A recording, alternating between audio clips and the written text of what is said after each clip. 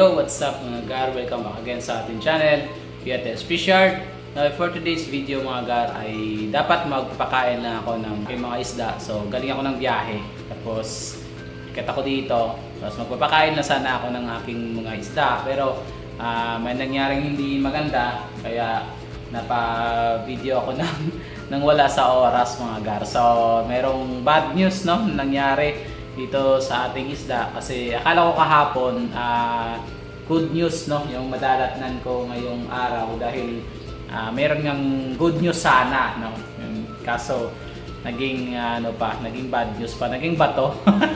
So pakita ko sa inyo mga gar, ito yung bad news natin mga gar no, kasi kung napanood nyo yung latest video natin, nilipat natin dito yung pair ng ating PKBM. Dito ko nilagay yun kasi medyo maliit lang na tab. Doon dati yan nakalagay, pero doon ko nilipat kasi yung mga maliliit natin na mga fry ng PKBM. Doon ko siya nilagay. Tapos dito ko nilagay yung parent na hoping na mag-breed ulit. So kahapon mga gar, nakita ko na may mga mangilan-ngilan na fry dito. Tapos mukhang stress no yung female, kasi hinahabol siya ng male. Kaya ang ginawa ko no, hiniwalay ko mga gar. So nandito yung male natin, ayan mapapansin nyo, medyo may katandaan na rin kasi nagbumabaluktot na rin yung mga fins niya. Dito ko lang muna siya nilagay. Biglaan nga yan kasi nakita ko na nanganganak no, yung PKBM natin na female. So dyan ko lang nilagay na tubig na nakastack na matagal na. Konti na nga lang yung tubig eh. So ang ginawa ko dyan ko muna siya nilagay kasi nga hinahabol na yung female na nanganganak. So baka ma-stress. So dito yon. So naging problema no, hindi ko kasi tinignan kaninang umaga kung okay ba siya ganon. Kasi bumiyaya ko, tapos ngayong tanghali pag uwi ko, so papapakain sana ako. Ang problema mga gar, wala na yung mga fry no? Wala akong nakikita ng mga fry. Meron akong nakikitang mga deads na fry, pero wala akong nakikitang buhay. Ayan, hindi ko alam kung bakit nawala. Siguro kinain niya or namatay ang iba, kasi meron ako nakikitang patay. Ayan, pero black man yan, ano siya, kal. Pero the rest wala na ako nakikita. So most likely no, kinain niya, tapos yung iba namatay. Ang problema siguro, nabilaukan siguro. Nabilaukan ata yung female natin. Ayan no, tumihaya. Ayan, mukhang nabilaukan yung female natin. Mamamatay pa ata to. Kala ko nga patay na siya, pero nung pag ginalaw-galaw mo, you know, pag ginalaw-galaw mo siya, buhay pa siya. Pero yan, nawala yung sense of direction.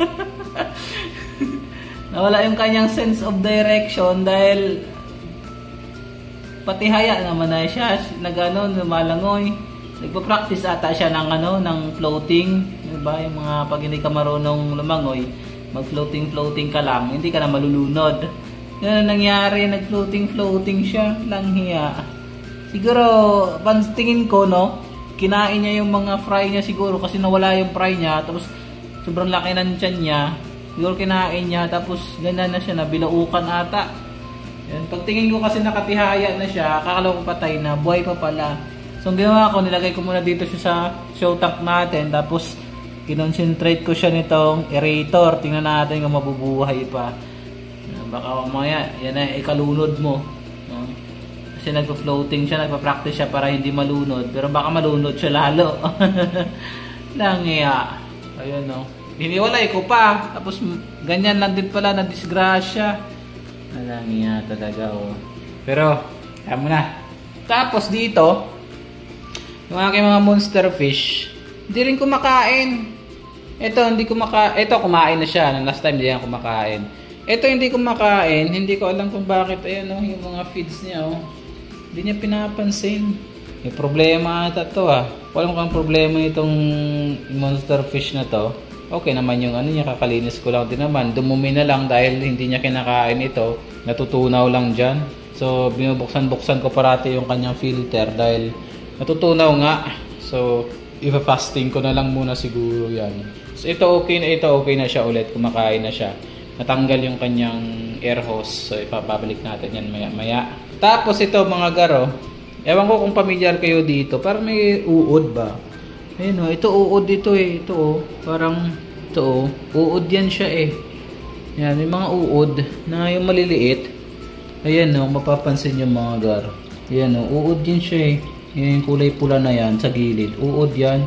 Baka may idea kayo mga gar kung paano yan tanggalin. Kasi parang ano, ay kay ano, kay Lohans din. Shoutout kay Lohans din. Then ako bumibili ng tubig. And nagbebenta din yan ng mga flower horn. Yun. So baka may idea kayo mga gar, no? Sa mga, lalo sa mga nakakapanood na medyo matagal-tagal na rin sa hobby. Hindi ko alam kung ano to eh. Kaya minsan natatakot akong kawkawin ng kamay itong tubig niya kasi ito may mga lumalangoy-langoy oh, ng mga ayan uud-uud na yan. Hindi ko alam kung ano yan siya. Baka may alam kayo mga gar kung pangit ba yan sa tank o okay lang yan sa tank, ganon or ganon. Kung pangit, turuan niya kung paano yan patayin kasi hindi ko alam eh kung paano eh. Kung mag-100% water change ba ako pag ganyan or hahayaan ko lang. Ganun. Baka may idea lang kayo mga gar. Then dito mga gar, ayan naman na gar oh. Oh. Kitang-kita na mga gar. Oh, lalaki na 'di ba? Oh. Yan oh, baka PKBM 'yan. Sobrang dami mga gar. Yan oh. Oh, dami no. Yan, ilan kaya yan lahat? Yan. Yan na yung mga hiniwalayan ko, no? Kasi nandito pa yan yung iba. Ito medyo maliliit na to. Yan oh, madami din yan. Diba solid? Ito, sunod-sunod lang may namamatay yung mga pea dirt natin. So gusto ko na i-eliminate yan. Pakain ko na lang siguro yun sa mga natin, kalmashin natin. Tapos ito na lang yung paramihin natin. Kaso ang problema dito mga gar, isa pa sa mga bad news natin. Na good news para sa akin pero bad news para sa mga isda natin kasi nagpa-ano na ako mga gar, nagpa-transfer na ako ng designation no, sa trabaho sa probinsya. So inaantay ko na lang mga gar na lumabas yung aking order kung tawagin namin. Yun, inaantay ko na lang yung order ko. Yun kung tawagin namin order. And lilipat na ako ng probinsya mga gar. So hindi ko alam kung madadala ko ba to, pero for sure hindi. No, hindi ko madadala tong mga isda na to. Madadala ko lang siguro itong mga tab, no, pagka ano. Pero yung mga isda, hindi ako sigurado. So either ibibenta, yung mga hindi mabibenta ipapamigay. Kasi pag lumabas yun mga gar, kasi alam ko meron na ako eh, hindi pa na ibababa ng aming higher office. Pag nababa yan ng higher office, panigurado, ano yon, urgent yon, eh, kailangan na ako agad lumipat. So yung isa sa mga bad news natin mga gar, ganon, mapipilitan tayong mag-let go nitong ating mga isda, no, for a while. And siguro doon na lang ulit ako mag-umpisa. So ito sayang ito kung saan na yan na gumaganda na sana sila, lumalaki na, no. So parang bibenta ko to siguro ito. Bibenta ko tong mga fry na to. Sila na lang bahalang magpalaki lahatan. 'Yun. And ito plano ko sana iuwi. Kaso wala akong cow-ar. So maghanap ako ng tulong sa mga ibang fish keeper na nag-ship, no, nationwide. So papadeliver yan. So itong dalawang malaking tank na to and itong dalawang stud na yan, try ko yan iuwi. Gusto ko talaga yan iuwi. Tapos ito yung mga maliliit, hindi na. Tapos itong mga tab, pwede ko naman yan iuwi. Yun. So gawan ko ng paraan. Tignan ko kung kaya. Pero pag hindi, mapipilitan akong i-let go muna sila lahat. And doon na lang ulit mag-umpisa. Maghanap ng pwede doon kung sakali. Yan. So ito linisin ko to kasi parang namatay kasi ibang mga fry. So wag na lang. Linisin ko na lang yan ulit.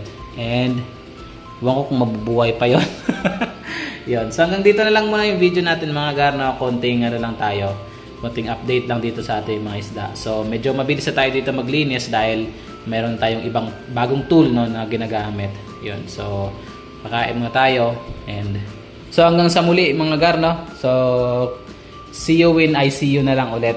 So tingnan natin kung ano yung magiging sunod na mangyayari dito sa ating fish yard. Ayan. So to God be the glory mga gar.